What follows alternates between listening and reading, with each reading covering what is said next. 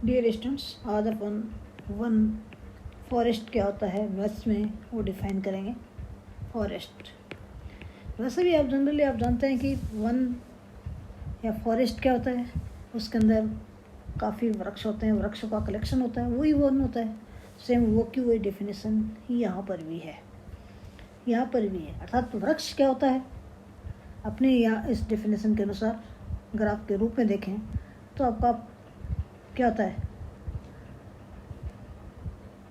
पाश रहित संबद्ध अचक्रीय ग्राफ है, वो आपका वृक्ष होता है।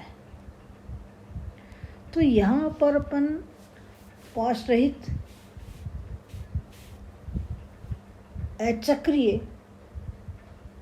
संबद्ध में तो वृक्ष बन जाता है, एक वृक्ष बन जाता है, और असंबद्ध होता है वृक्ष, असंबद्ध है ग्राफ, तो कई वृक्ष आपके पास प्राप्त हो जाते हैं। तो उस वृक्षों का जो कलेक्शन है वो आपका वन कहलाता है। अचक्रीय कह दें या परिपथ रहित कह दें। तो वन की जो डेफिनेशन अपने पास ही आ गई, परिपथ रहित या अचक्रीय कह दें,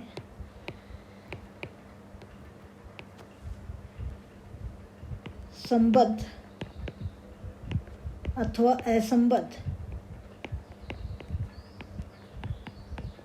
असंबद्ध ग्राफ एक वन कहलाता है।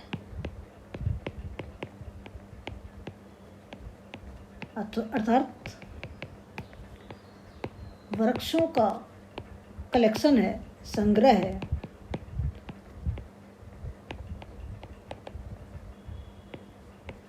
एक वन कहलाता है। तो अपन देख रहे हैं कि वन के अंदर फॉर एग्जांपल अपन देखें कि आपके पास ये आपका एक वृक्ष है, ये भी आपका एक वृक्ष है, और ये भी आपका एक वृक्ष है। ये आपका क्या है, एक वृक्ष है। तो ये जो ग्राफ आपका है वो कैसा हो गया, असंबद्ध, और इसके 3 संबद्ध घटक हैं, और प्रत्येक संबद्ध घटक है वो अब इसका क्या है, एक वन है। तो ये आपका एक वन है। तो ये जो वन आपका है वो कैसा है, असंबद्ध ग्राफ है, ये असंबद्ध ग्राफ है, और जिसके 3 घटक हैं, जिसके 3 संबद्ध घटक हैं,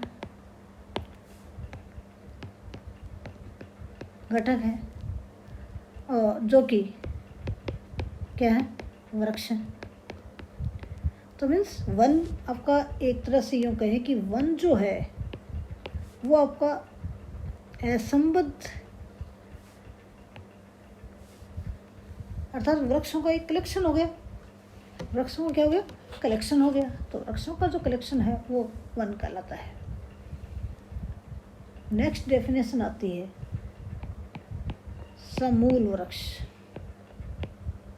वैसे अपन देख रहे हैं कि अपन जनरल बात कर रहे हैं, वृक्ष है, वृक्ष जो भी वृक्ष होगा उस वृक्ष के मूल तो होगी।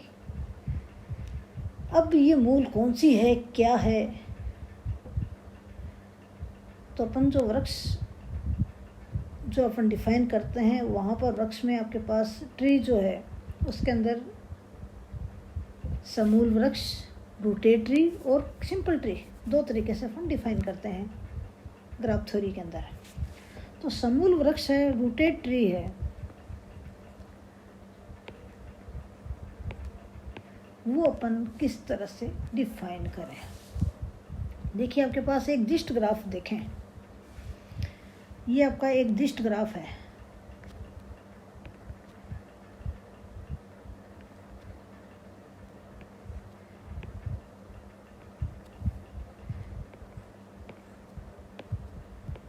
ये क्या है, दिष्ट ग्राफ है।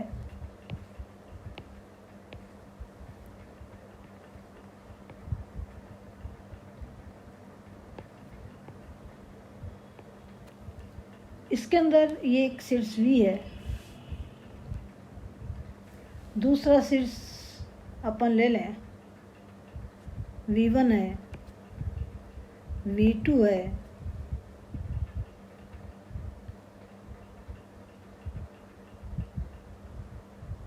V3 है,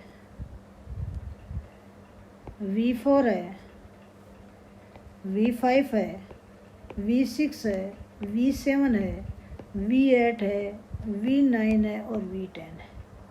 ये आपका एक वृक्ष है। एक आपके पास है दिष्ट ग्राफ है, एक तरह से देखें, या दिष्ट वृक्ष है। और ये आपका दिष्ट वृक्ष है, वो समूल वृक्ष कहलाता है। समूल वृक्ष कहलाता है। आप देख रहे हैं कि इसके अंदर ये जो सीड्स है, इस सीड्स की इन डिग्री वो कितनी है? 0 है, क्योंकि इस सीड्स पर एक भी कोर ऐसा कोई इस पर किसी भी कोर का आदि अंत सीड्स नहीं है। तो इन डिग्री इस सीड्स V की 0 है। बाकी सभी सीड्सों की देखिए आप, जैसे अपन सीड्स V1 की इन डिग्री निकालें, V1 की इन डिग्री कितनी है? 1 है, डिग्री 1 है। सीड्स V2 की इन डिग्री निकालें, वो भी 1 है। सीड्स V3 की इन डिग्री निकालें, वो भी 1 है। सीड्स V4 की इन डिग्री निकालें, वो भी 1 है। सीड्स V5 की इन डिग्री निकालें, वो भी 1 है। V6 की इन डिग्री, वो भी 1 है। V7 की इन डिग्री भी 1 है। सीड्स V8 की इन डिग्री भी 1 है। ऐसे अब सीड्स V9 की इन डिग्री 1 है, और सीड्स V10 की इन डिग्री भी 1 है। तो अपन देख रहे हैं कि दिष्ट वृक्ष के अंदर एक सीड्स ऐसा है जिसकी इन डिग्री 0 है, बाकी सभी सीड्सों की इन डिग्रियां हैं, अंतः कोटि 1 है। तो ये जो शून्य अंतः कोटि वाला सीड्स है, वो आपका समूल वृक्ष जो है, इसका एक मूल है। अर्थात इस वृक्ष में मूल आपके पास विद्यमान है, तो इसीलिए अपन समूल वृक्ष कहते हैं। ये आपका इसका एक मूल है, मूल आपका है। और इस समूल वृक्ष को अपन, ये जो समूल वृक्ष है, ये अपन इनकी जो आपके पास है दिष्ट ग्राफ के अंदर, ये डायरेक्शन अपन नहीं लगाए। अपन डायरेक्शन ये मान के चलें ऊपर से नीचे की ओर है। डायरेक्शन अपन हटा दें। डायरेक्शन हटाने पर आपके पास ये कहेंगे रहित ग्राफ अपन इसका बना लें, तो आप देख रहे हैं कि बाकी जो वृक्ष थे उसी की तरह आपको दिखाई देगा। लेकिन ये जो सीड्स है जिसकी अंतः कोटि 0 है, वो इसका मूल है। तो इस समूल वृक्ष को अन्य वृक्षों से अलग दिखाने के लिए अपन क्या करते हैं, इसके मूल को अपन एक छोटे से त्रिभुज में बंद कर देते हैं। छोटे से त्रिभुज में अपन बंद कर देते हैं। तो थोड़ा सा लिख लें इसके बारे में। तो एक दिष्ट वृक्ष समूल वृक्ष कहलाता है यदि इसमें यथार्थतः एक सीड्स की अंतः कोटि शून्य हो तथा शेष सीड्सों की अंतः कोटि 1 हो। शून्य अंतः कोटि वाला सीड्स समूल वृक्ष का मूल कहलाता है। मूल कहलाता है।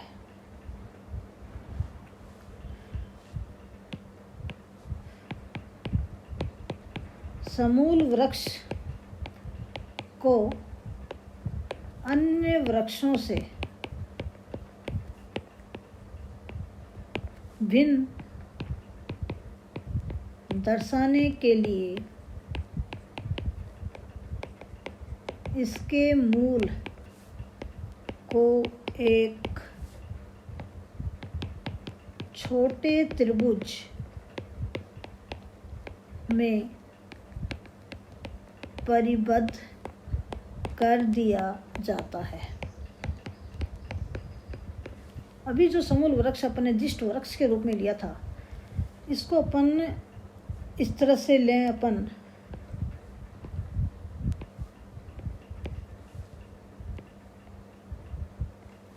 इसके शीर्ष ये V था, ये V1 था, V2, V3, V4, V5, V6, V7, V8, V9 और V10। अब मैंने क्या किया, ये इसका मूल था, अभी बताया था डायरेक्शन लगी हुई थी, तब डायरेक्शन नहीं लगाया तो आपके पास वृक्ष इसी तरह से आ गया। तो ये V इसका मूल था, तो इसको V को अपन ने छोटे त्रिभुज में बंद कर दिया। तो ये आपका एक समूल वृक्ष है। समूल वृक्ष है।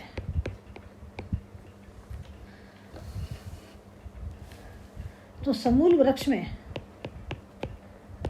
एक तरह से ये दिष्ट वृक्ष ही होता है। अपन दिष्ट कोरों की दिशा नहीं दिखाते, ये ऊपरी स्तर से निम्न स्तर की ओर होती है। समूल वृक्ष में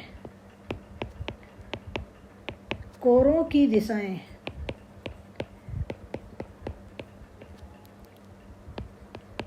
ऊपरी स्तर अपर लेवल, ये सबसे ऊपर का लेवल है, से निम्न स्तर लोअर लेवल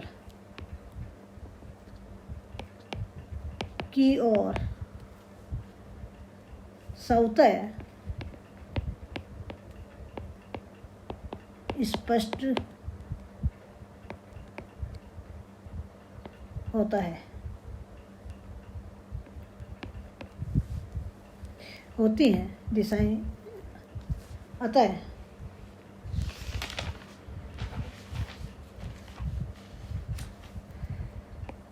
अतः इसमें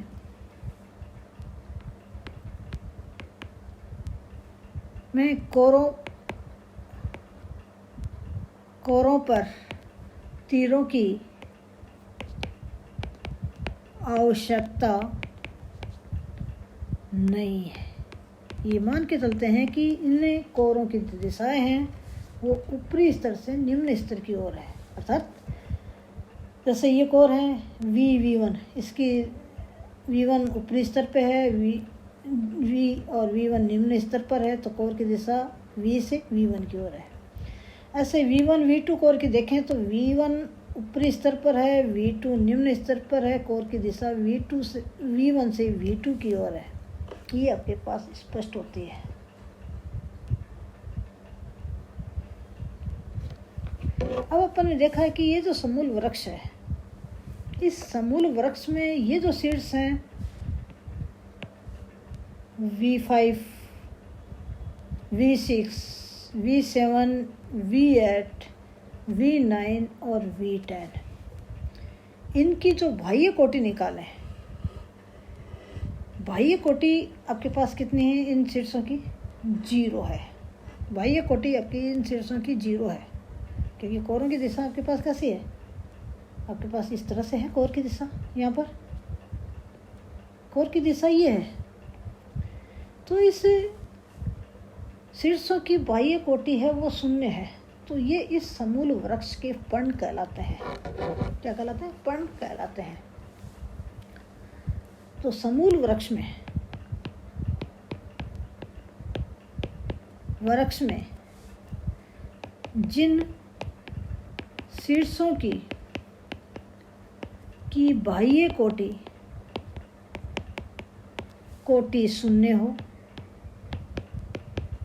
उसे पर्ण कहते हैं, लीफ कहते हैं, ये पर्ण कहलाते हैं। या यूँ कहें कि अपने पास जो निलंबी सीड्स हैं वो क्या है? पर्ण कहलाते हैं। क्या कहलाते हैं? पर्ण कहलाते हैं। अपन इसको इस तरह से भी आपके पास लिया हुआ है, जैसे अपना पास ये आपका एक समूल वृक्ष मान लीजिए।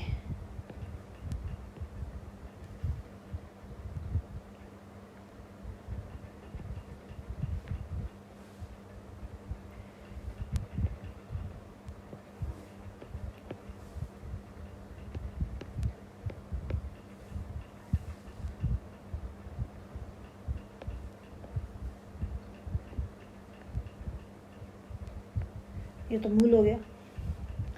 तो ये तो आपका इस वृक्ष का क्या है? मूल है। ये सीड्स इसका क्या है? मूल है। और ये जो सीड्स आपके पास हैं,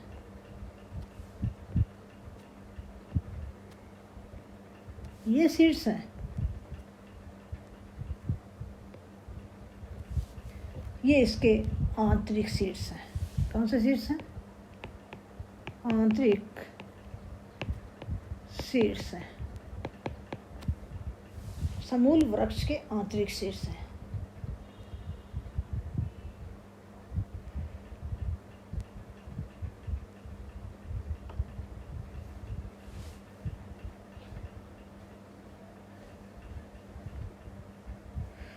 आप देख रहे हैं कि इस वृक्ष के अंदर जैसे ये सीड्स U है, ये सीड्स V है, ये दो सीड्स हैं। U ऊपरी स्तर पे है, V निम्न स्तर पर है। तो ये जो सीड्स U है, इस मूल को छोड़कर बात अपन करेंगे। ये आपका सीड्स V का जनक कहलाता है, जनरेटर कहलाता है। और ये जो V है, V जो है वो सीड्स U का शिशु कहलाता है, शिशु कहलाता है। और ये जो सीड्स आपके पास हैं, इन सीड्सों के इस समूल वृक्ष में कोई भी शिशु विद्यमान नहीं है, इनके शिशु आपके पास नहीं हैं। तो ये आपके इस समूल वृक्ष के पर्ण कहलाते हैं। इस सीड्स के, ये जो सीड्स आपका है, क्योंकि इस सीड्स के कोई शिशु नहीं है, कोई भी चाइल्ड इसके नहीं है।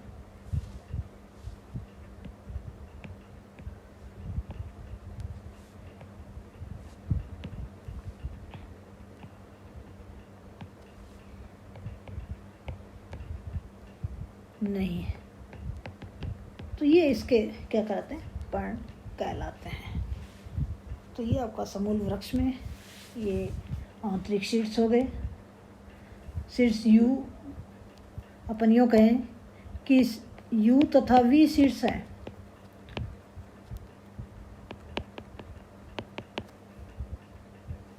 आसन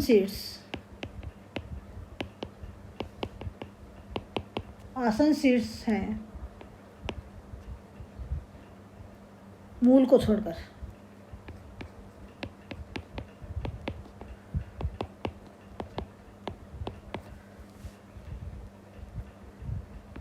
सीड्स V है, सीड्स U से निचले स्तर पर है तब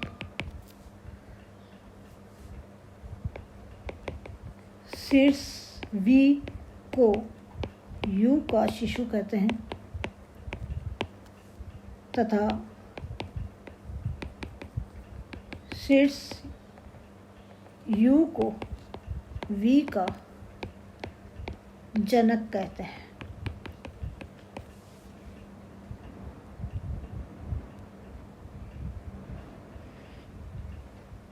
जनक कहते हैं।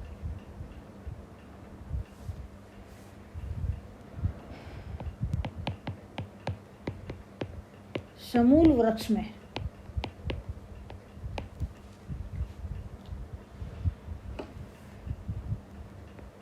कोई सीड्स जिसका कोई शिशु नहीं है पर्ण कहलाता है। सभी सीड्स जिसके शिशु वृक्ष में विद्यमान है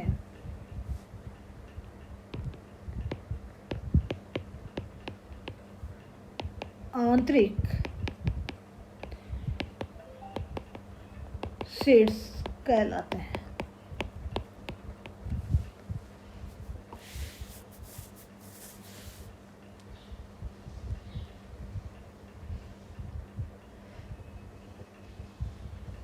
तो ये कुछ डेफिनेशंस थी, बाकी अपन